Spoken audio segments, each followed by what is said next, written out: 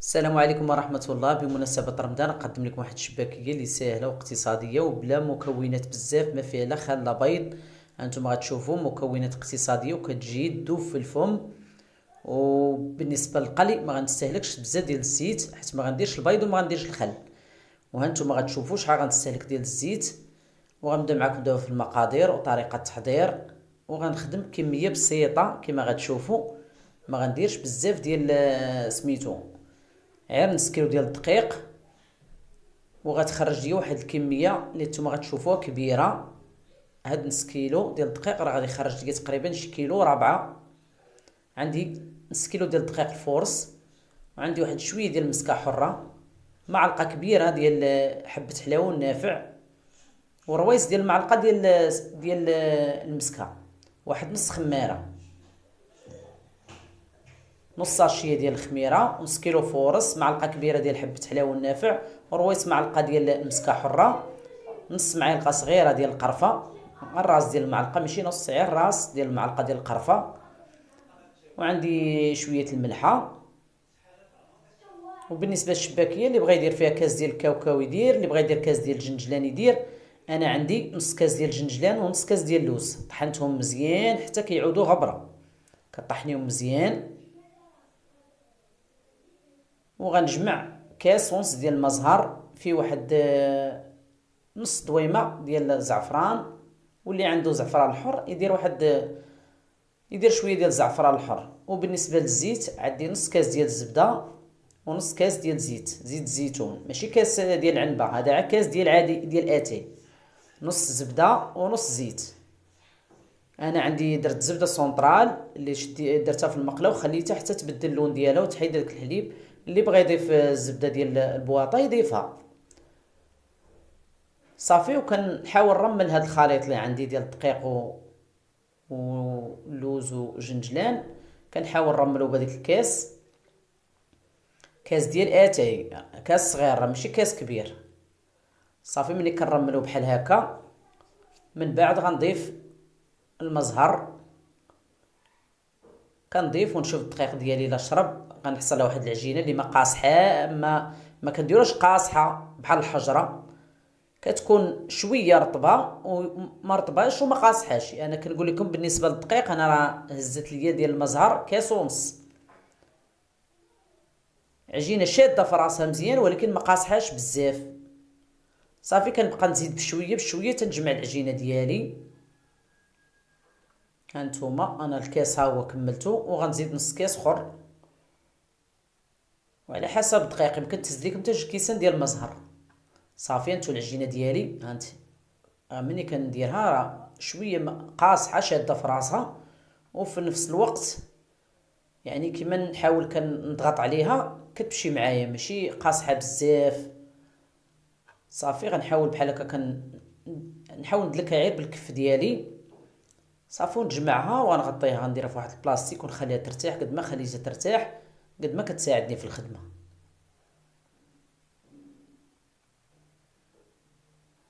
صافي نحاول معاها بحال هكا بالكف ونجمعها نغطيها.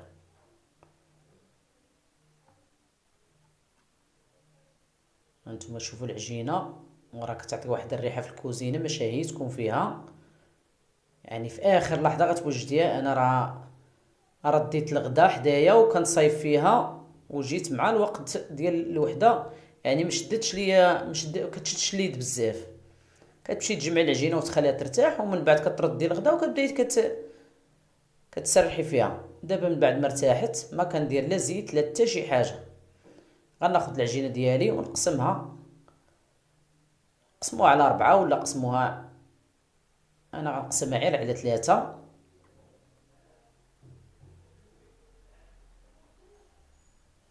غناخذ واحد القطاع ونقطع هاد العجينه، غنقسمها على 3 ولا على 4.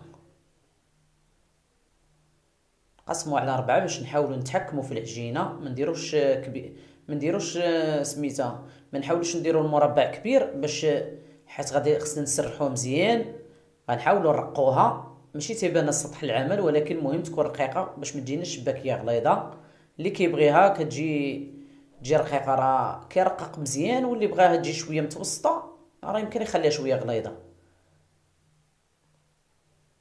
هي هاد الشباكيه ملي ما ضفناش الخل وما ضفتش البيضه راه كتجي شاده في راسها. نتوما غتشوفوا راه ما غيضيع عليا منها والو، غتجي واحد يعني ما كتفرتت ما والو. ملي كتقليهم ملي كتغطسيها في العسل كتبقى شاده في راسها، اما ملي كديرها في فمك راه كدوب. انتم غتجر الا جربتوا هاد المقادير اللي عطيتكم غتعرفوني علاش كنهضر. انا مولفه كندير فيها الخل ولا كندير البيض، ولكن راه كتجي نصها كله كيضيع. وبهذه الطريقه كتجي شباكيه يعني ما غتعذبكمش. كما شفتوني هنا سرحتها وطويتها على جوج، ومن بعد غنربعها على شكل بسمنه. كنسرح ثاني بالمدلك وكنربعها وكنحط في البلاستيك. العجينه اللي طويتها اللي درتها هكا مربع كنحطها كنغطيها في البلاستيك باش ما تنشفش ليا العجينه. وكنخدم كاع هاد الكرايسات ديال المسمن اللي قطعت كنخدمهم بنفس الشكل. كنحاول نسرحها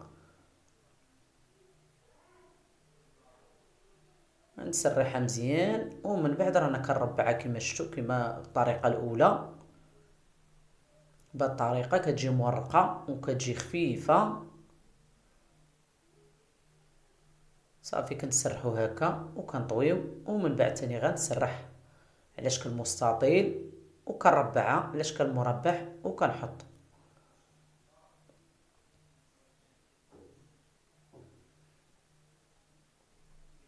طريقه ساهله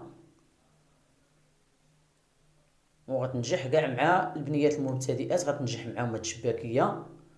هذه هي الشباكيه ان شاء الله اللي ما غتحشمكش. انتو غنخرج هاد الشكل وغندير الشكل العادي ديال الشباكيه. غندير هاد الشكل حتى هو. انا عندي جوج ديال المولات، هذا كبير، هذا الا بغيتي تخدمي يعني نقول الشباكيه ديال اللي كتباع على برا كدير شباكيه كبيره، اما ديال الدار كنديروا هاد المول هاد المقطع الصغيور ورخيص. هذا كيساعدكم احسن من الجراره كتخرج ما كتساعدش في الخدمه يمكن ما ماشي بحال هاد المول. هاد المول كتحطيه كتدي وتجيبيه بحال هكا صافي كيعطيك الشكل ديال المربع ديال الشباكيه. كتهزيه على الطريقه. هانتوما كنهز خط وكنهبط خيط وكنطلع خيط بحال هكا، كنهز وحده ونطلع وحده، ومن بعد غنشد هادوك الرويسات هذا واللي حداه بحال هكا وكنلصقهم صافي وندخلهم هكا الوسط وكنقلب. يعني طريقه ساهله. هانتوما وكنحصلوا على الشباكيه كما شفتوا، وحده الفوق وحده كنهبطوها لتحت، نهزو وحده الفوق وحده لتحت، وكنخليو هاد الصبع هكا وكنلصق هادوك الجنيبات اللي ملهي. هادوك الرويسات هما اللي كنلصق. هانتوما كما شفتوا هذا مع التحتاني يعني الرويسات اللي مقادين صافي وكنقلب. طريقه ساهله، وهذا ديال البلاستيك راه كيساعدكم بزاف. هانتوما هاد الجنب مع الجنب اللي حداه كنورك مزيان وكنقلب. يعني طريقه ساهله كما وريتكم.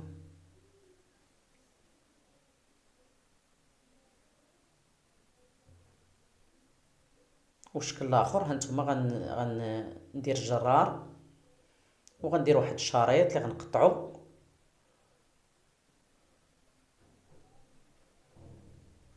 تا هو كتجي رطبه وكتجي زوينه، كيجي الشكل تا هو ديالها زوين.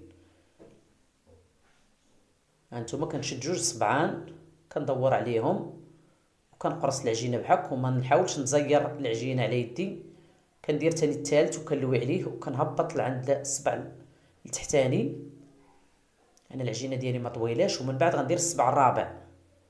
الصبع الرابع كنهبط تاني العجينه لعند الصبع الصغير التحتاني وكنقبطها بحال هكا مزيان نقرصها، نحيد العجينه اللي زايده، ومن بعد كنخرج صبعاني بكل سهوله وكنحصل هذا الشكل. بغيتوها تجي شويه صغيره حاولوا تصغروا، يعني حاولوا تجمع صبعانك. بغيتها تجي كبيره حاولي ترخفي صافي. وكنمشي بهذه الطريقه. عما كما قلت لكم هاد المولات هادو صراحه ارخص وكيخرجوا يعني كتجيك الزواقه ديال الشباكيه كتجي مزيانه ورخاص. انا صافي غنبدا غنصايب عير هادي، والاخرى درت منها عير شويه.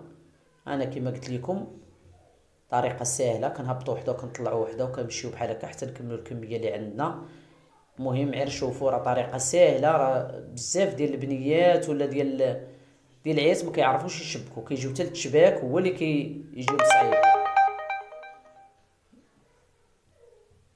طريقه سهله كما شفتوا، هذه كتساعدنا ما بلا تماره بلا عذاب، غير كطبعي وكتهزي. هانتوما ساهله، حاولوا تشوفوا كيفاش كندير، راه شي حاجه ساهله.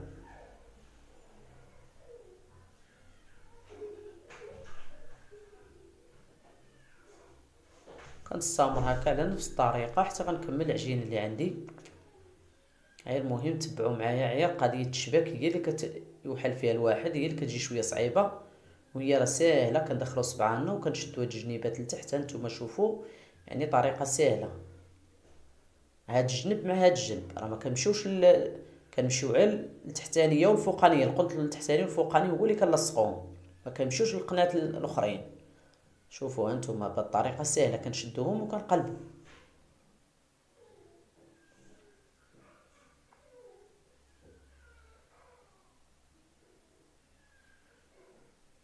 هانتوما هاد القنت مع القنت اللي حداه، هانتو شوفوا الا عرفتوا ما غتقبطوهم عاد باش تقلبوا العجينه كاع باش تجيكم ساهله.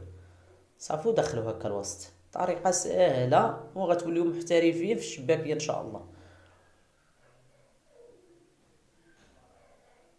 هانتو انا مكنتزرب لا فيديو لا والو، كما قلت لكم كنلصقوا غير هادي مع هادي وكنخليو صبعنا الوسط هكا ونقبطوا هاد الجنيبات وندخلوهم الوسط وغنخوي. شوفوا كي غندير طريقه ساهله، ها يعني شي حاجه اللي ساهله. ونتمنى الطريقه ان شاء الله تنجح معاكم الا تبعتوا الطريقه اللي درت انا متاكده بان الشباكيه ديالكم غتجي شي حاجه اللي ممتازه، لا بالشكل ولا المذاق.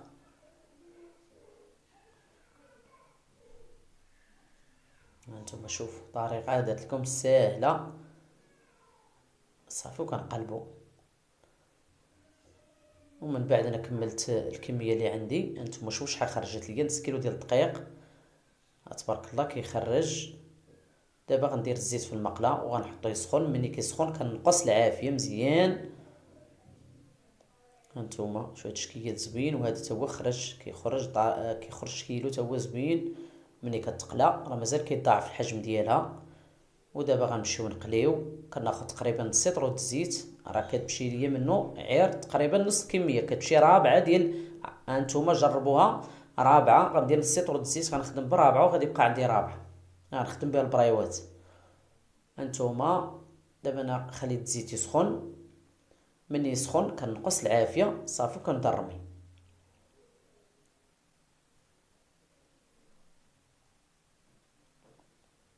غندير يعني غندير الشباكيه اللي خدمتها الاولى هي اللي كنبدا نقلي فيها. صافي كنبقى هكا حتى كتبان ليا شويه تحمرت، ما نخليوهاش تيشد فيها اللون، غير كتبان لينا تحمرت كنهزوها كنغطسوها في العسل، ومازال عاد باش كتعطي اللون مزيان ملي كتغطس في العسل. دابا غنمشيو للشباكيه، هانتوما حتى هي درتها تقلى بالعافيه، تكون ناقصه باش الشباكيه ديالنا طيب على خاطرها وما تجيش معجنه وكتجي طيبه وتجي مقرمله. وفي نفس الوقت الا وركتي عليها في الساعه كيمشي يعني كتجي رطبه، لا وركتي عليها بصبعك ولا. صافي كنستمر هكا تنكمل الكميه اللي عندي. هانتوما هاد الشكل الاول خليته عادي، والشباكيه رشيت عليها واحد شويه ديال لوز ايفيلي ولا رشوا عليها شويه جنجلان.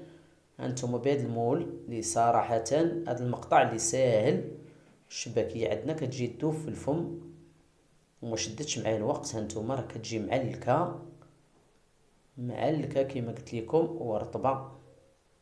نتمنىكم تجربوها، يعني واحد الوصفه اللي ساهله واقتصاديه وبالصحه والراحه. ورمضان كريم وكل عام وانتم بخير. نتمنى هاد الوصفه تعجبكم ان شاء الله وتشاركوها كاع مع الناس اللي كتبغيو. وكنشكر كاع الناس كتدخل عندي القناه وكتشجعني، كنقول لها دائما جزاكم الله كل خير. ونتمنى نتلاقى معكم فيديو جديد ان شاء الله، ومازال غنحط لكم شله وصفات اللي غينفعوكم في رمضان، اقتصاديين وكيجيو لداد. والى اللقاء في فيديو جديد ان شاء الله.